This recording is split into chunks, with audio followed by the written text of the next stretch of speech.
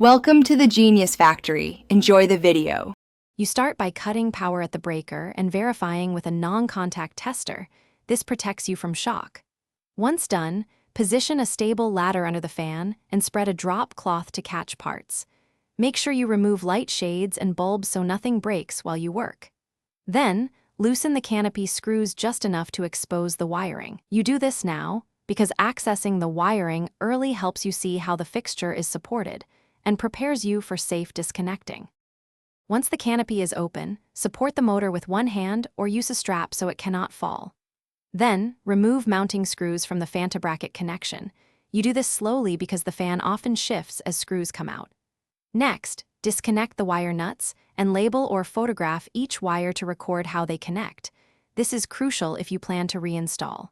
Finally, separate the motor bracket from the ceiling bracket and lower the unit steadily to your workspace. To finish, remove the ceiling bracket and inspect the electrical box for loose screws or damage so future installations sit securely. If you will not reinstall, cap the house wires with approved connectors and tuck them safely into the box, then patch the ceiling as needed. If something goes wrong, like a humming circuit or non-working switch, make sure to recheck your wiring labels and ground continuity. Often a loose ground or mispaired neutral is the culprit, and correcting that solves the problem. Thanks for watching. If you found this helpful, don't forget to like and subscribe.